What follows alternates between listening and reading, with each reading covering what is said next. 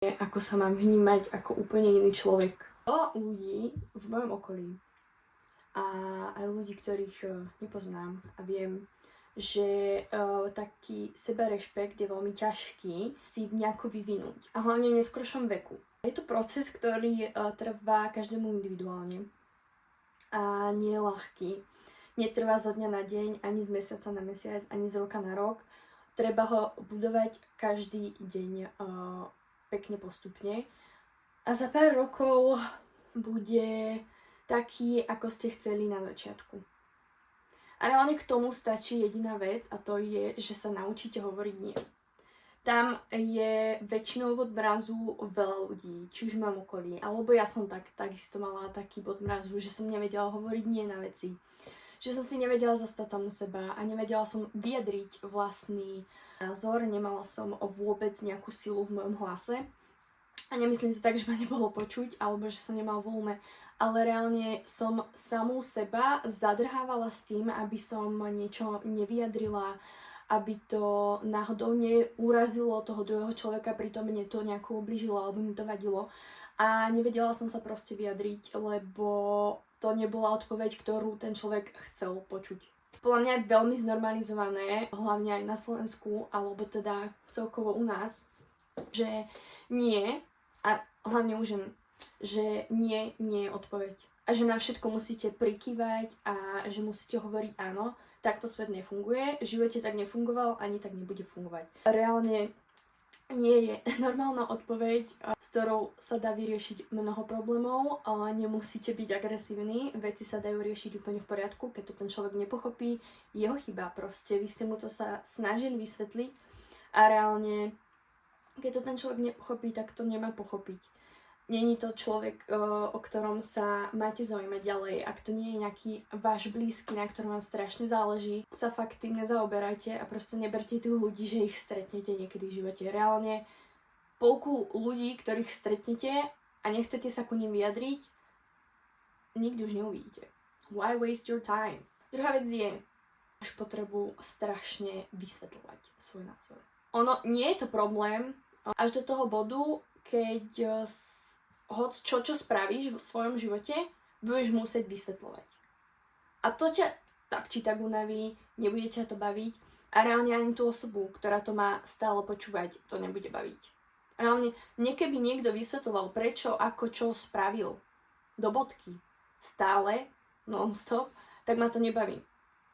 Ja som proste človek, ktorý reálne, keď ja príjmem odpoveď nie, ak je to otázka, alebo teda celkovo situácia, na ktorú sa dá odpovedať áno, nie, ak sa to nedá nejako rozviť, tak nepotrebujem nejakú odpoveď. Tu je to väčšinou také, že máte okolie kamarátov alebo rodinu, kde, ja neviem, musíte ísť von a vám sa zrovna nechce, hej, že napríklad piatok večer a takto a reálne vám napíšu, že a nejdeš s nami a takto a blablabla. A tebe sa reálne nechce, lebo ťa to nebaví. Chceš ísť niekde úplne inám, do iného mesta, hej? A reálne sa bojíš len toho, že jakmile povieš ty nie a jakmile vyjadriš ten svoj názor, tak stratíš tú osobu.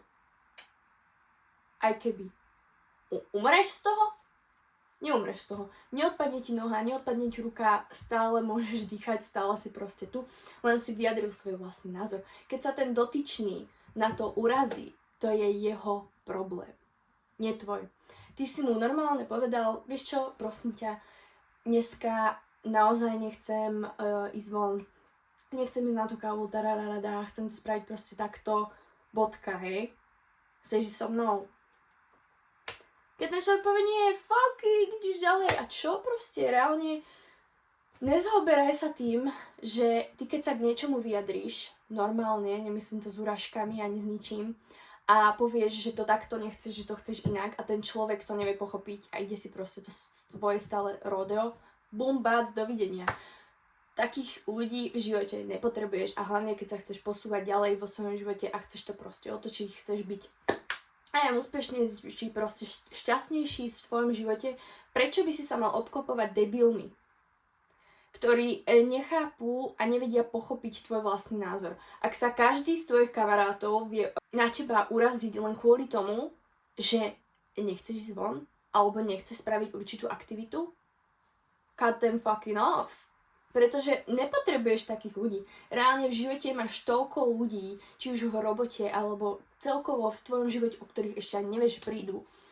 A budú ťa rešpektovať, tak ako sa ty vyjadruješ a taký, aký si. Reálne nechápem, na čo proste strácať čas s takýmito ľuďmi. Na čo viažeme ďalší bod. Neobklopuj sa ľuďmi, ktorí ťa nenaplňajú. Bodka. Nedávajú ti nič, ty im nedávaš. Proste reálne priateľstvo a celkovo aj vzťahy fungujú na tzv. Symbióze, by som to nazvala, že každý niečo z toho ťaží. Jakmile ty s tým druhým človekom, s tým kamarátom, s priateľom neťažíš nič, že stagnuješ, neposúvate sa, reálne je tam problém za problémom, neužívaš si jeho prítomnosť, tak na čo to síliť? Reálne len budeš blúdiť dookola v tom istom cirkuse a budeš robiť dookola to isté s tým človekom, pretože ty, aj keď sa mu snažíš niekedy vysvetliť, hej, určité veci, ten človek to nepochopil, lebo to nemá pochopiť, lebo ty sa máš od neho posunúť a nájsť proste za nich v úvodzovkách náhradu, hej. Poviem to takto, každý sme bohužiaľ nahraditeľní, a keď sme úplne iní, ale každý človek sa dá proste nahradiť. Za lepšieho, za horšieho, hej. Nedá sa samozrejme nahradiť tá osobnosť. A reálne aj hlavne vo vzťahoch, ten vzťah, keď sa do neho snažíte dávať 100% a ten druhý to má upečí, to je odpoveď. Reálne všetko, čo sa deje v tvojom živote, keď ti niečo nejde, keď ti niečo, ja neviem, zakáže sa niečo, hej, zavrú sa ti dvere, otvoria sa ti iné, proste to máš presmerovanie. A reálne toto presmerovanie musíš ty ako sebareflektívny človek a ako seba lepší človek vnímať. Keď to nebudeš vnímať, lebo reálne veľa ľudí si myslí, že teraz sa chcem zmeniť, príde to takto, nepríde to takto. Nikdy to tak neprišlo, nikdy to tak nepríde, ani mne to tak neprišlo. Reálne, ja keď som sa chcela zmeniť, chcela som niečo proste začať robiť, momentálne natáčam toto video. Myslíte, že by sa reálne toto samo natočilo? Že by to spravil za mňa niekto iný? Nie. Takisto aj tie veci, čo som si proste odžila. Spravil by to niekto iný? Nie, nespravil. Takže robte tie veci, čo chcete robiť, vyjadrite sa k veciam, ktorým sa chcete vyjadriť a žite proste svoj život naplno. Reálne nestarajte sa o názory druhých a začnite veriť sami v sebe. Začnite sa vnímať úplne ako, ja neviem, stvorenie, ako čo vnímate ako život, alebo to, čo vás baví, reálne to, čo vás naplňa. Začnite vnímať tak aj seba. Prečo by si mal vnímať seba horšie, ako vnímaš ostatných? Keď je niekto idolom, začni si všímať to, čo na ňom tak idolizuješ, čo máš na ňom jej rada, napríklad toto vlasy, hej, tak sa začni starať proste o tie vlasy, začni sa starať o seba. Reálne všetko, ja si osobne myslím, že ide cez starostlivosť o seba, či z vonkajška alebo zvnútra, a to potom vyžaruješ vonku, pretože ty keď si v poriadku vnútri, sám so sebou, tak je to vidieť. Je to vidieť, že sa tak nesieš, je to vidieť, ako sa vyjadruješ, je to vidieť tom, čo robíš. A reálne mne čo najviac pomohlo v tom, aká som a ako som sa zmenila za 5 rokov, je to, že som sa začala vnímať inak. Nezhadzujem sa tak, ako som sa zhadzovala pred 5 rokmi. Neporovnávam sa s druhými, teda pri najmenšom sa o to snažím, ale vidím, že sa s niekým porovnávam, tak sa snažím zistiť, že prečo. Čo mne na sebe vadí, aby som sa porovnala s touto osobou. A snažím sa to zmeniť, pretože 100% času to, čo mne vadí na ostatných, alebo ja by som chcela na ostatných, je to, čo mne chýba. Alebo to, čo potrebujem zmeniť. A keď som to takto začala vnímať, že všetko je ako keby také zrkadlenie, tak som sa nielen posunula vo mojej osobnosti, ale som sa posunula či už aj v realite, v mojom živote celkovo, hej, v hocakých situáciách. Lebo som to vnímala ako niečo, čo napríklad mne chýbalo a chcela som to mať. Tak som to zmenila a momentálne to mám. It's that easy! Ja si myslím, že celkovo tento confidence a sebavedomie je úplne niečo iné ako ego. Uvedom si, či chceš byť sebavedomý človek, keď už budeš mať to sebavedomie.